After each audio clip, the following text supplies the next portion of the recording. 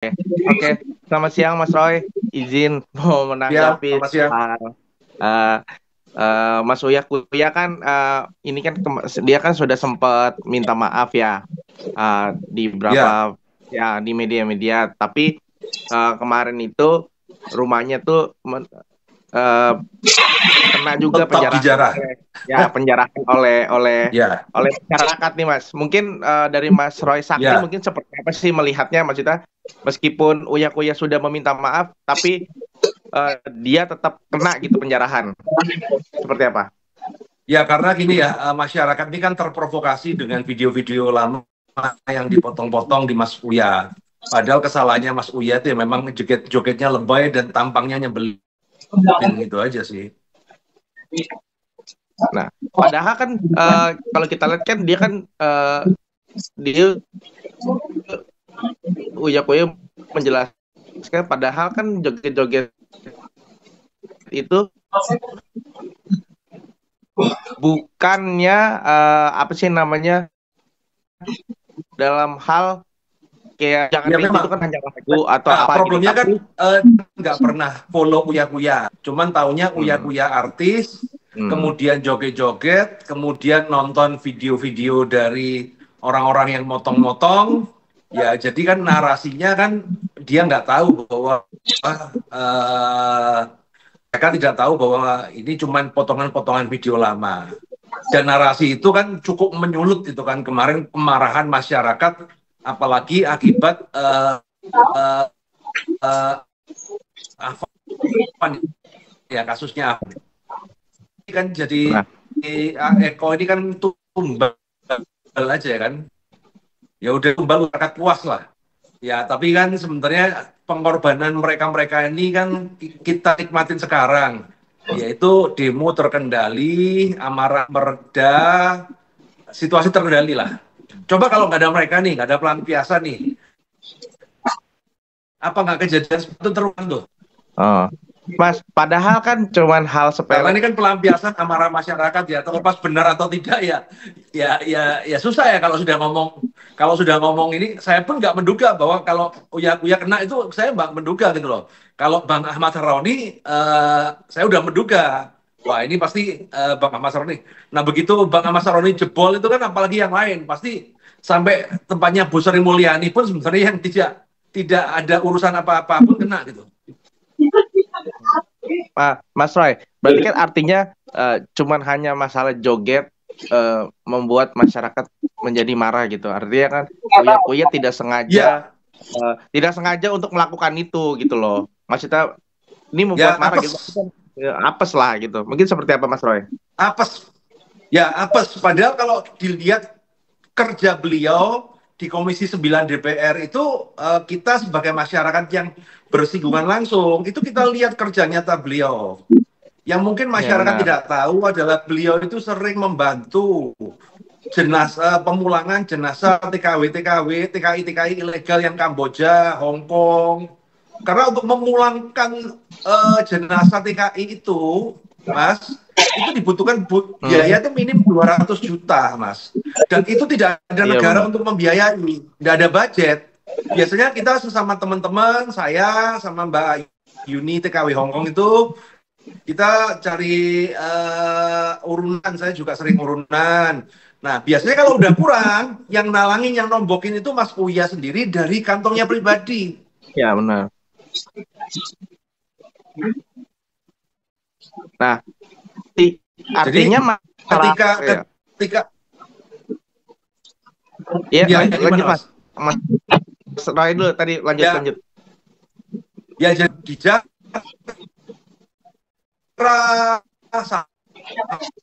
sampai dia harus mengundurkan diri itu sangat disayangkan. Karena ini DPR yang benar-benar kerja sesuai tugasnya ya.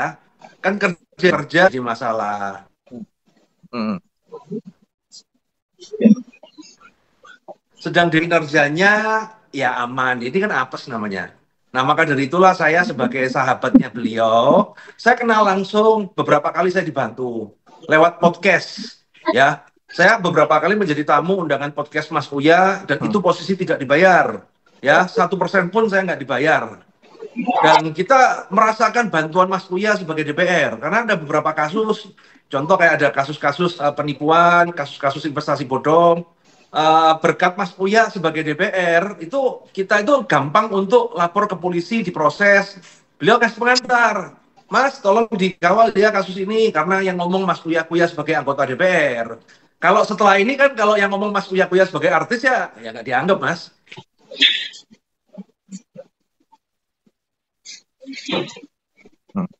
Oke. Ini Mas, di DPR itu kayak banyak jasanya kayak memulangkan TKI tadi Mas Roy bilang, terus seperti apalagi selain TKI yang mengurusin ODGJ ya kan Mas? Ya, karena kan memang lingkup kerja beliau di Komisi 9 seperti itu. Dan beliau kan punya podcast juga yang membantu masyarakat. Jadi sangat disayangkan karena apa? Ya ibarat kata yang bantuin saya kadang-kadang kalau masalah-masalah tersendat kan ya kan kita punya teman DPR, beliau membantu kita. Jadi nggak adanya beliau kan jadi nggak ada yang bantu ini. Padahal mungkin DPR lain banyak yang nggak guna.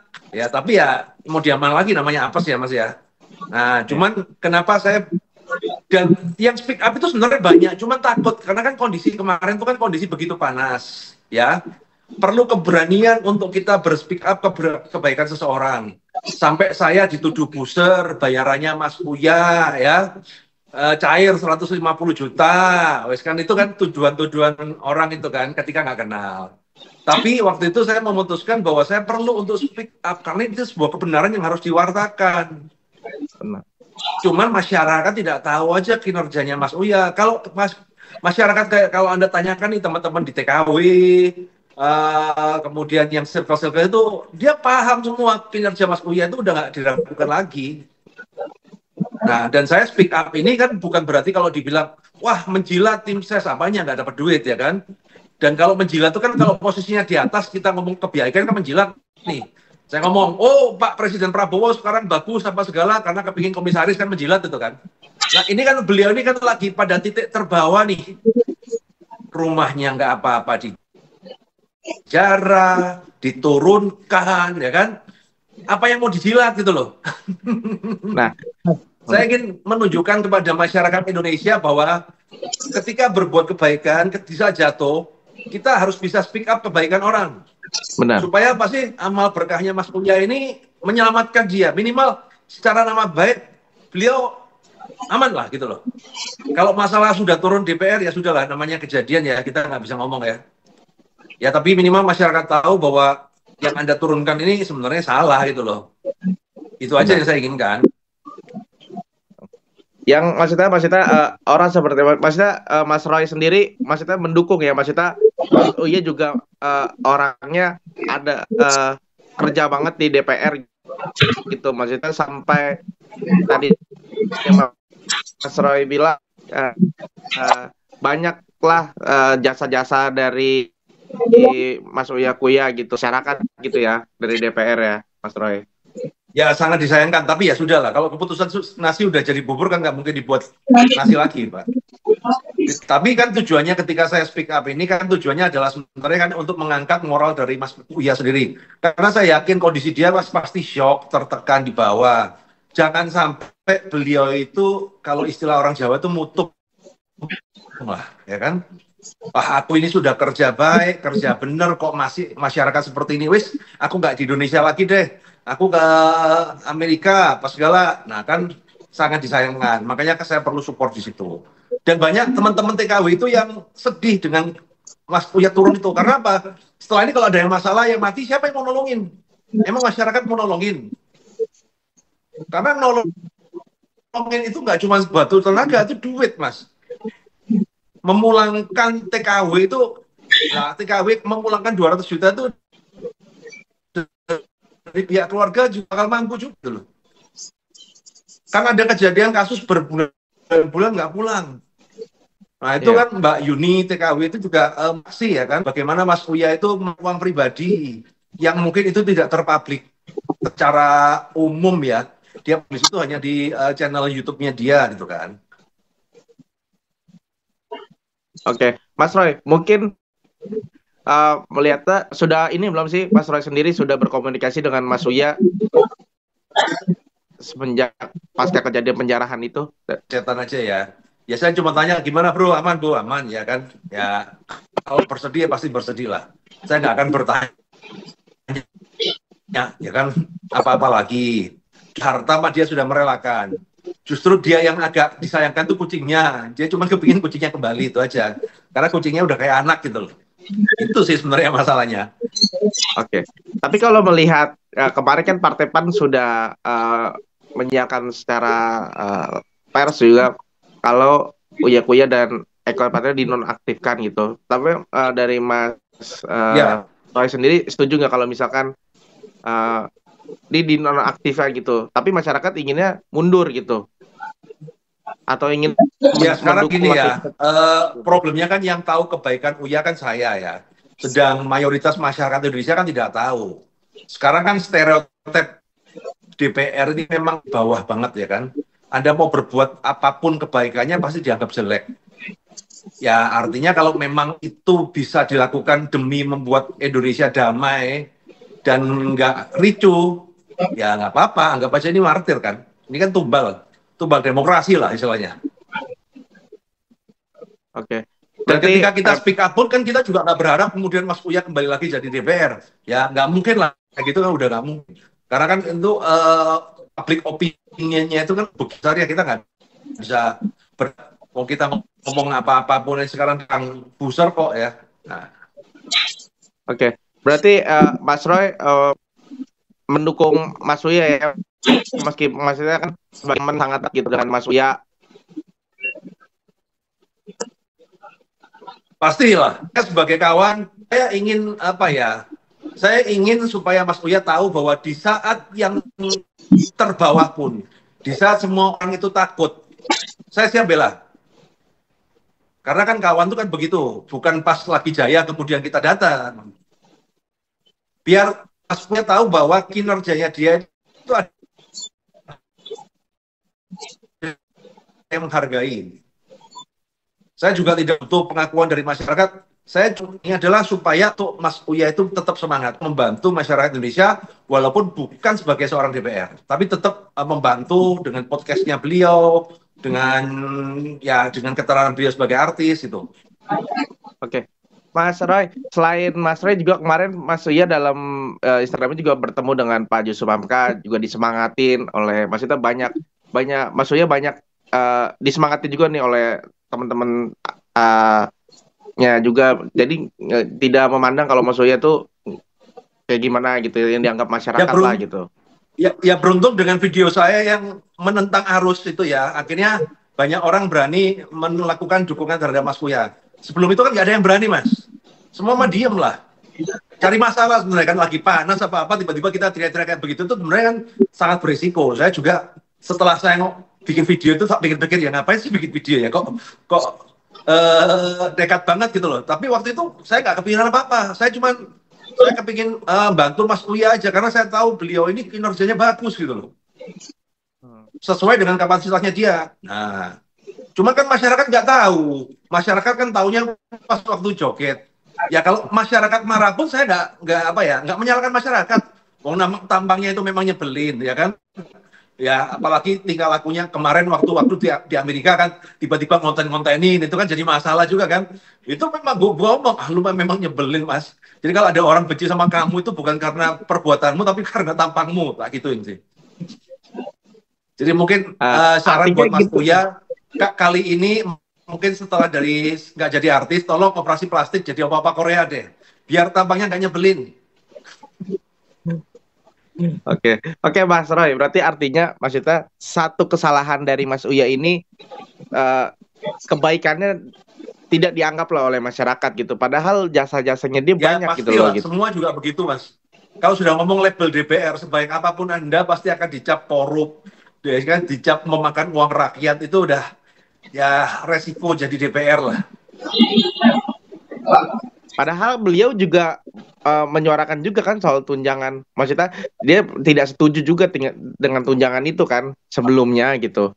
Ya beliau. Ya kan karena mereka sebenarnya kan tunjangan-tunjangan itu juga sebenarnya ya antara perlu dan nggak perlu sih mas ya.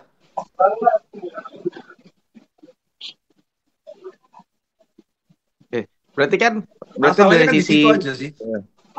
ya berarti kan Mas Uya masih ada sisi nih mereka dia tidak memperdulikan tunjangannya naik atau apa. Yang penting maksudnya dia kerja dengan sepenuh hati di DPR gitu ya, Mas Roy. Ya, karena gini ya, saya bahas ungkapan sisi lain DPR ya.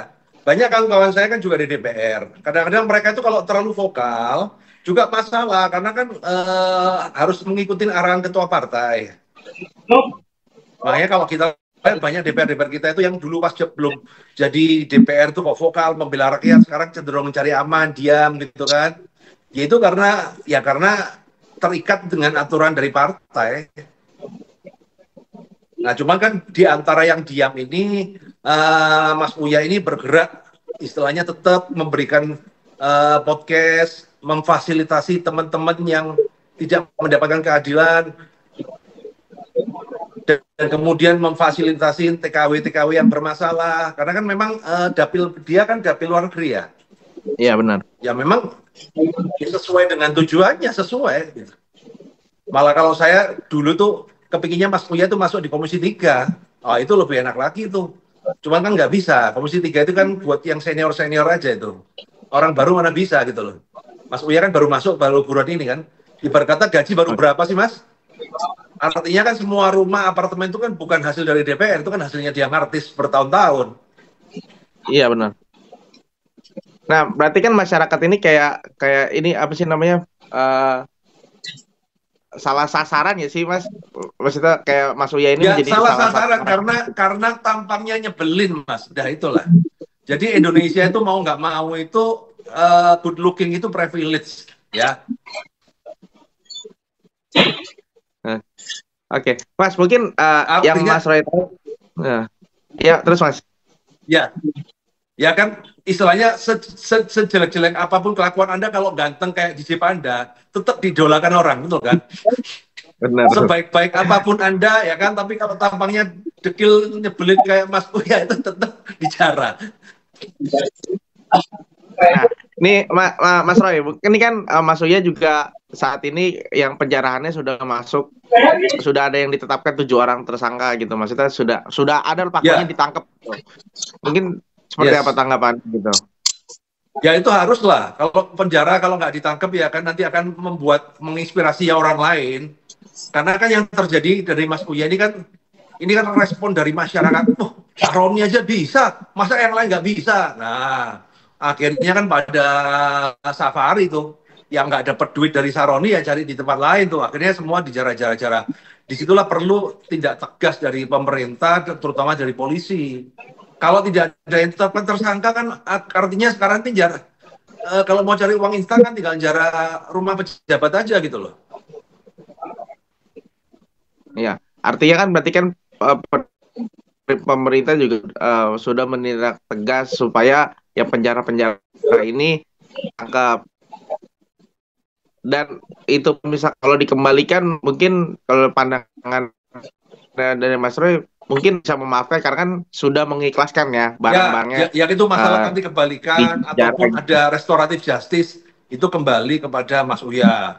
Ya sekarang kan nggak usah mikir restoratif justice dulu ya, dia kan masih menenangkan diri lah. Siapa yang nggak stres Pak? Rumah tiba digerutuk gitu kan, dijarah habis itu ya. Sekaya-kayanya Anda, apalagi kayaknya bukan kayak korupsi ya. Ya pasti mental lah. Tapi pas kalau dari